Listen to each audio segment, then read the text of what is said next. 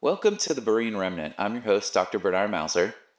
Today, we're going to be discussing the sunk cost fallacy and how to keep in mind what this says when we're doing evangelism. And so the sunk cost fallacy basically indicates that whatever you've invested, your sunk cost, if you will, in something, gives you a sufficient reason to continue in your belief or actions, even if they aren't the most rational. Maybe you're confronted with strong contrary evidence, so you continue down the path that you're treading like waves upon the beach, despite the reality you may be facing that your investment is ruined. I'll tell you where I've seen it in my own life. A couple years ago, I was training for a half marathon, and I had invested over $70 for this half marathon. And the week of the half marathon, I rolled my ankle.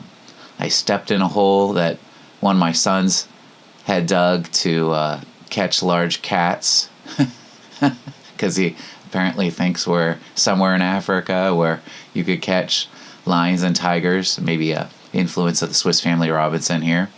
And I stepped in one of his traps for big cats, rolled my ankle. That tells you how big the hole was. And I couldn't put weight on it all week. Now, I'd already invested this $70-some for this half marathon, and I thought, man, I'm going to be losing this huge amount of money unless I go to the marathon.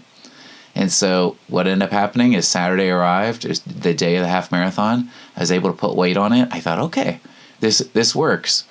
And psychologically, I guess I was able to overcome any of the effects of this sprained ankle. And I ended up going ahead and I ran the half marathon.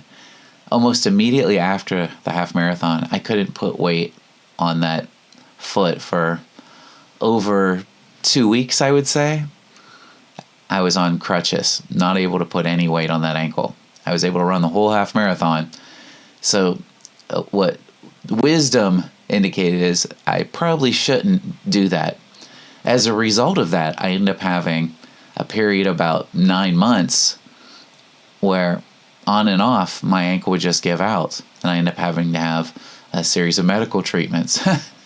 So even though logic told me and wisdom that it's probably not so wise when you have a sprained ankle to continue to run a half marathon on it. But this is where, in my own life, I had already invested so much. I trained for several months for this half marathon, and I invested that money. So between all of this, I thought, oh, this is the best time to do it. All I had was a sprained ankle. So now, there's more extreme examples.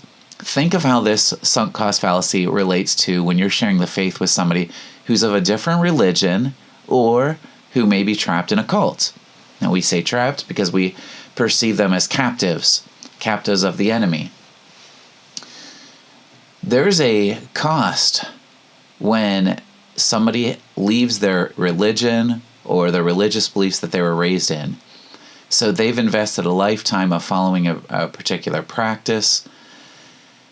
Sometimes the cost, and there's a lot of countries where this is the case, might include if they give up their religious belief and convert to Christianity, they may be killed. They may just suffer estrangement from all their friends and family. So that's actually a huge cost. So if they reject the faith they've been brought up in and start following Christianity because they believe it's true, that you've persuaded them that this is where the evidence lies, that's a huge cost for them. They have to give up their family, their friends. There's a lot of financial sacrifices associated with that, relational sacrifices. Jesus warns his disciples about this as well, that this is something to keep in mind when we're doing evangelism, that whoever loses his life for my sake will find it, that we're supposed to take up our cross, that if you love your mother or your father or your sister or brother more than you love me, you're not worthy of me. So this is the sort of separation he comes to bring, the relational separation he comes to bring when you accept Jesus. Now, for those of us that have been born in such a privileged position that what you believe actually corresponds to reality, and you're not being challenged to change what you're believing, realize what you're asking of other people when you're sharing the gospel with them. To see reality as it is. And so I hope that you'll keep this in mind when you're defending the faith, when you're sharing the faith with others. Often we're confronted with this sunk cost fallacy. It may be the case you're listening to this, in your own life, you've invested a lot. And to come face to face with, okay, what is the cost for me? Are you willing to basically lose your life for the sake of finding it? Are you willing to basically put Jesus first and his word? If you're a Berean, that's the very thing you'll do. Examine the scriptures to see whether what I'm saying corresponds to reality and understand the ramifications of the sunk cost fallacy. So I hope something here will encourage you and equip you to be more effective in discerning when you're sharing the faith with somebody, what you're asking them to do, and maybe couch that in such a way that you recognize, okay, this is all that's entailed in it. So, Bereans, I hope you have a great day. Continue to study the scriptures, examine reality, and accept what is true.